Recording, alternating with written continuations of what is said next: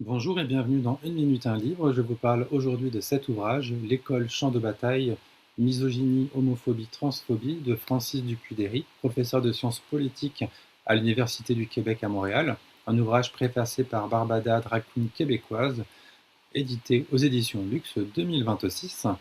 Alors dernièrement, je partageais une chronique sur la santé mentale des jeunes queers, ouvrage collectif coordonné par Johanna Dagorn et Arnaud Alessandrin, dans lequel je présentais le chapitre sur l'école comme espace ambivalent, à la fois lieu de socialisation et de violence normative, et pourtant l'école est porteuse de leviers essentiels pour activer une bonne santé psychique des élèves LGBTQIA+. Donc cette chronique est pleinement en lien avec celle qui vient.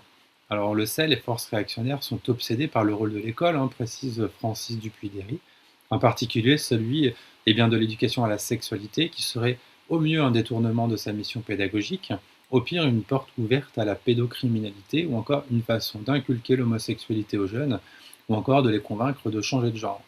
Ici, le travail est documenté et croise différentes géographies, Québec, États-Unis, France, mais aussi Australie, Russie, Inde, etc. Alors, quelle convergence et quelle divergence? En fond d'écran, un système de genre hiérarchisant, un système patriarcal et hétérocentré, alimenté par les dimensions et dynamiques politiques, médiatiques, sociales, les mouvements conservateurs, anti-genre, anti-diversité, anti-féministes.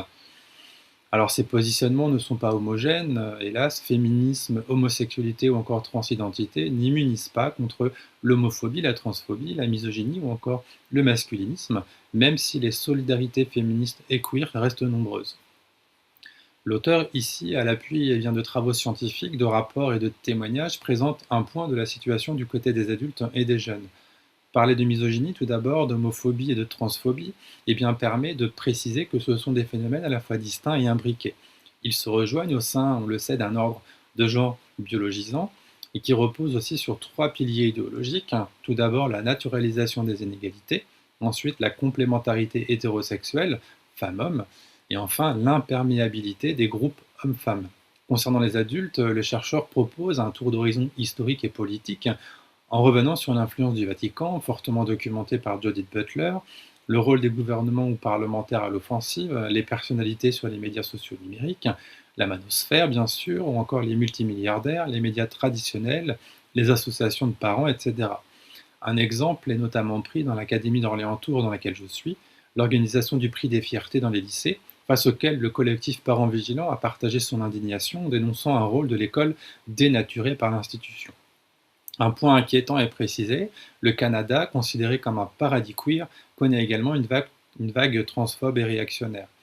Alors concernant les jeunes, l'école est normative, inscrite dans cette lignée de socialisation genrée, et les jeunes expérimentent diverses performances de genre, je cite, comme auditoire observant les autres et comme interprète de leur propre rôle. On observe cependant davantage d'idées conservatrices chez les garçons et un élargissement de l'écart avec les filles. L'auteur analyse dans ce paysage les attaques verbales entre jeunes, des jeunes vers les adultes, mais aussi les boycotts et les grèves par rapport aux cours d'éducation à la sexualité, par exemple. On a aussi les graffitis, les attaques contre comités et célébrations de la diversité, et encore plus glauque, les saluts nazis, associés notamment à des garçons sexistes, homophobes et transphobes, mais aussi racistes et islamophobes. L'auteur met ainsi en évidence la montée d'un masculinisme décomplexé.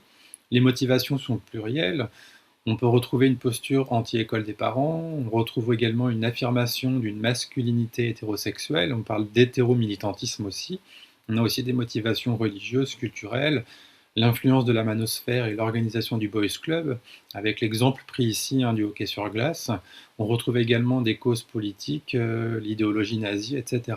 Alors, face à ce panorama sombre et au manque d'empathie envers les personnels et les élèves, pris pour cible, des bonnes pratiques sont également présentées.